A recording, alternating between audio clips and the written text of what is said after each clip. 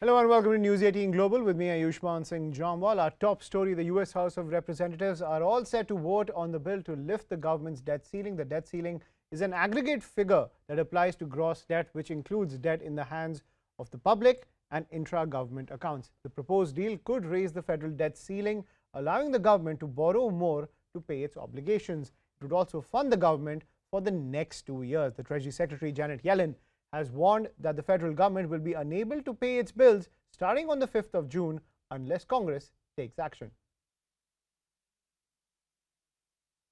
I anticipate voting for this rule. A key Republican hardliner on the powerful House Rules Committee said on Tuesday that he would support sending the bipartisan debt ceiling deal to the floor for a vote, a critical first step in advancing Speaker Kevin McCarthy's agreement with President Joe Biden and avoiding a catastrophic default. Here's Republican Representative Thomas Massie. My interest in being on this committee was not to imprint my ideology. I think that is an inappropriate use of the Rules Committee. What do the 13 of us owe the rest of Congress? We owe them an honest shake and a playing field that doesn't change. The Rules Committee, which decides what legislation gets a vote on the House floor, faced a direct challenge from the other two of three hardline Republicans, who McCarthy added to the panel as a condition of winning his speakership.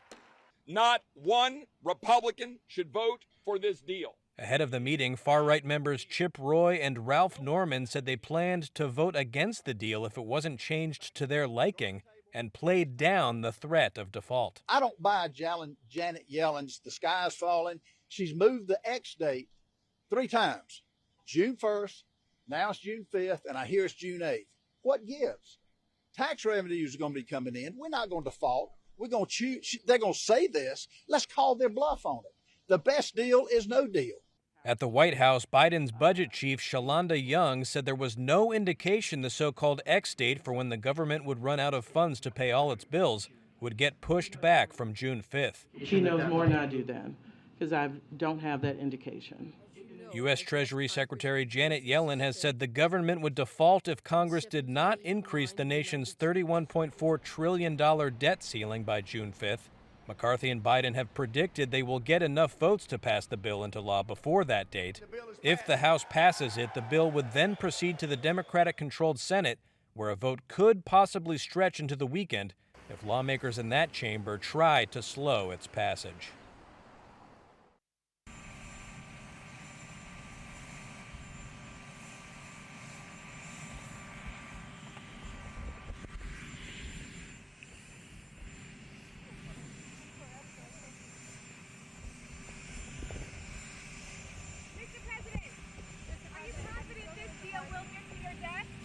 Yes. Well, look, I'm about to go in and call McCarthy now at 3 o'clock. Make sure all the T's are crossed and the I's are dotted. I think we're in good shape. What are the sticking points? None. Should all Democrats vote for this bill? Should all Democrats vote for this bill?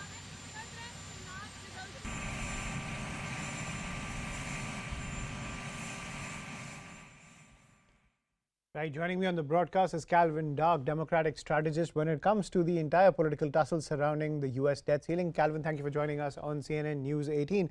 My first question is that when it comes to securing a deal with the Republicans, has this been a win for the Biden administration? Because it seems Kevin McCarthy is in a fix when it comes to the Freedom Caucus. Well, I think that we should keep in mind in Washington, we say if nobody's really happy about a deal, then you've reached a compromise. I think that both Biden and the Republicans, particularly Speaker McCarthy, are getting hit from both sides of their own party.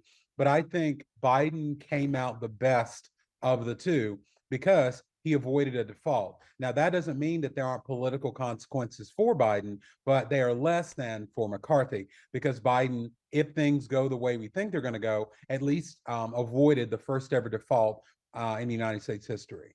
Right. And in your opinion, when you look at the Republican camp and you look at the noise coming in from the Freedom Caucus, do you think there will be a leadership challenge to Kevin McCarthy?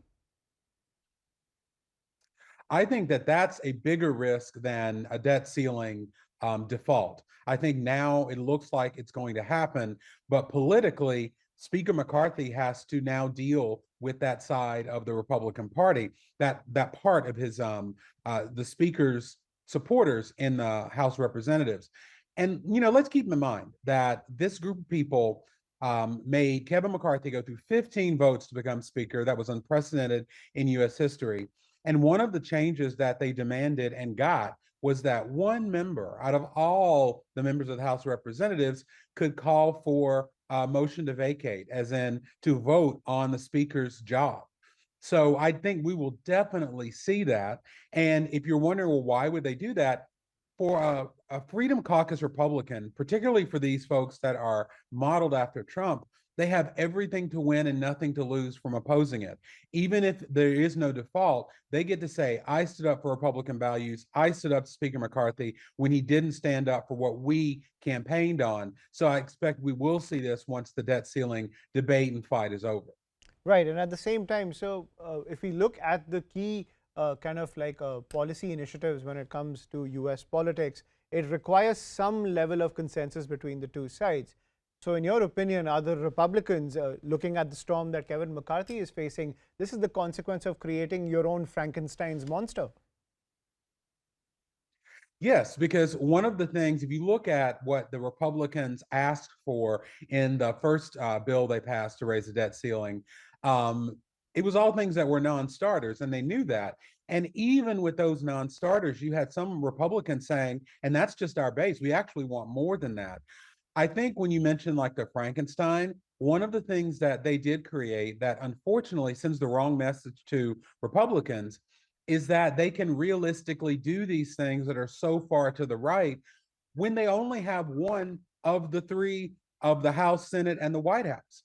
That's not going to work. It's hardly going to work if they had two out of the three. So I think they have set up a situation where they can achieve what they promised electorally in their campaigns.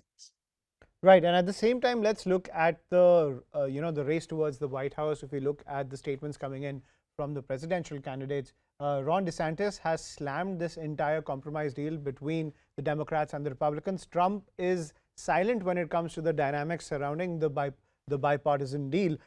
So what sense do you think is going on in the Republican Party? What is the dynamics going on in the Republican Party? Do you think that both DeSantis and Trump are eyeing the Freedom Caucus and the Trump base, more or less to rev them up when it comes to gaining some sort of push when it comes to the road to the White House?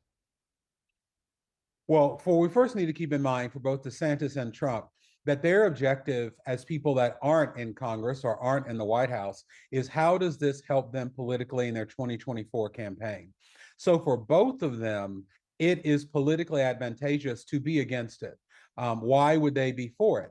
They get to sit on the sidelines and have no political consequences. They get to criticize and say, if I was in office, I could do better. Now, when it comes to how they're going to influence the Freedom Caucus, for example, I don't think DeSantis is going to try to influence them. One, he doesn't have much influence over them compared to Trump. And two, politically, it works better if we get close to a default but not get one, while he can say he would have done better.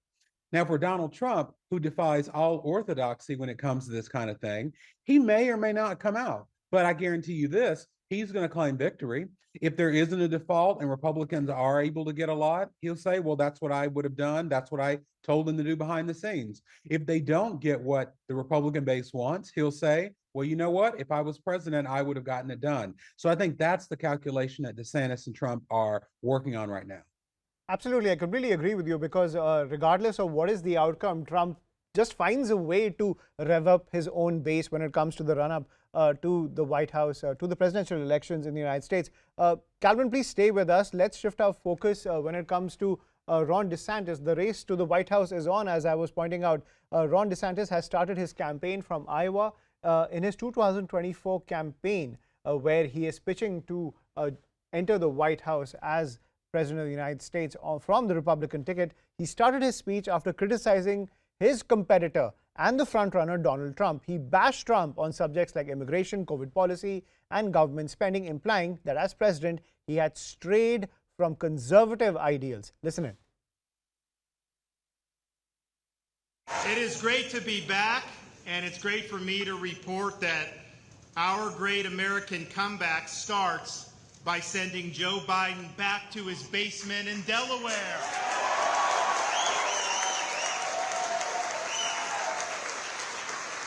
I mean, he spends so much of his time as president on vacation, we might as well make it permanent.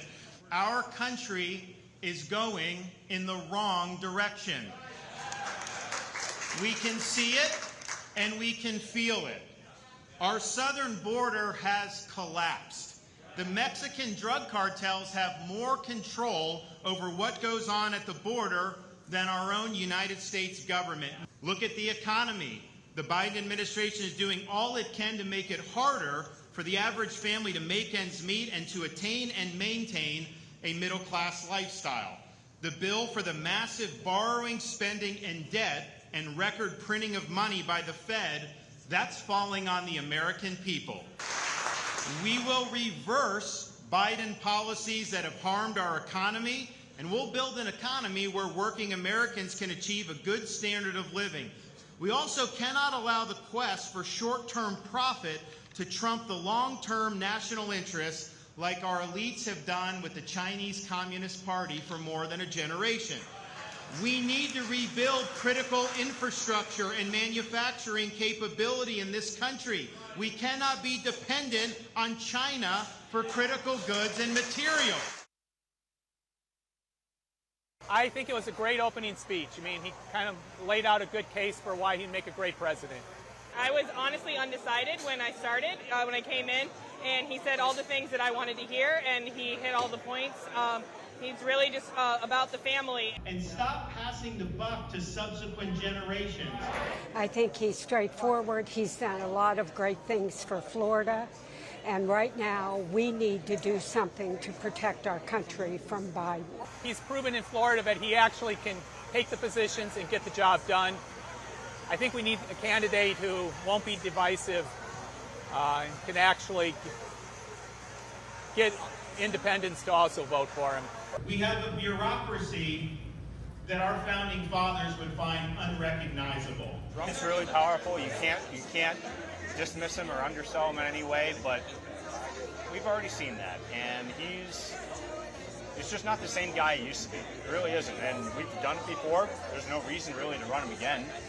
Yes, I think he's going to go all the way. I think he understands Americans, and I think he understands the middle class, and so I think he's going to do an amazing job.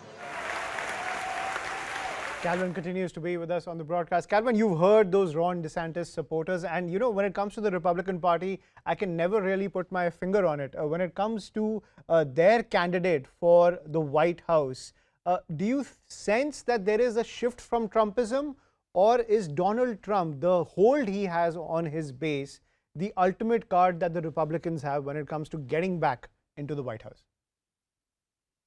Well, Trump does have a hold that the Republicans can't seem to get rid of, but now that hold will not help them to get into the White House, because let's think about who has Biden beaten before to get into the White House. There's one person, and that was Trump.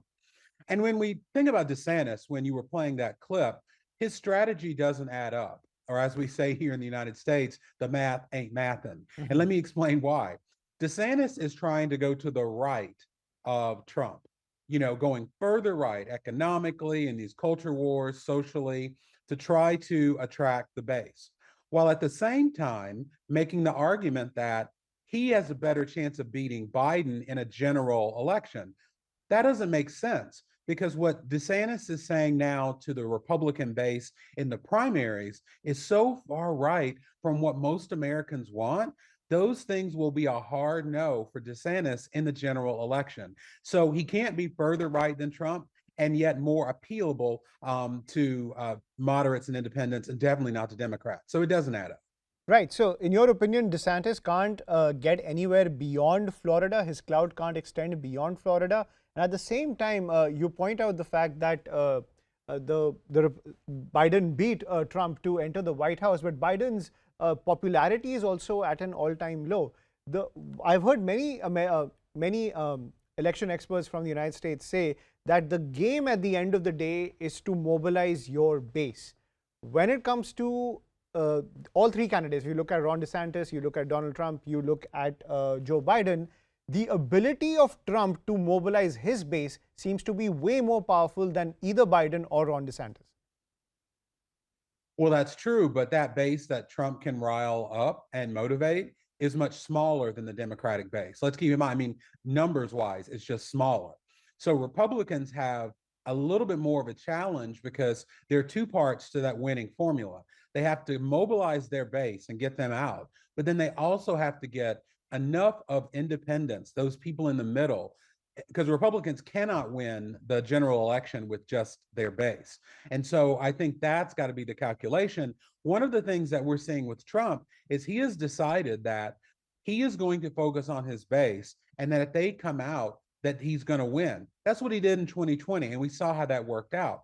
That's what we saw in 2016, that even though he won through our electoral college, which is our system, he still didn't get nearly as many votes as Hillary Clinton. So I think that's the calculation that Republicans who want to win are thinking about, that if they mobilize their base but still lose, they still lost. Right. So the Electoral College always remains a challenge, Calvin, at the same time. So you have to think about the swing states, the red states, and the blue states. In your opinion, we saw in 2016 that Hillary Clinton primarily lost because she didn't campaign hard enough. I feel she didn't campaign hard enough in the swing states. Number two, the Democratic base wasn't sold on the idea of Hillary Clinton as the next president of the United States. Do you fear, given Biden's dwindling popularity stand when it comes to his appeal among voters, that he could face a Hillary Clinton type situation in 2024? Do you fear that there is at least a 10% chance of that? No, I don't. And here's why. If we look at Biden in a vacuum, and from a Democratic perspective, there are a lot of reasons why he wouldn't win in a vacuum. His age, not exactly achieving as much as he promised when it comes to the progressive political priorities. And just the fact that he hasn't really inspired the youth, for example, among the Democratic Party.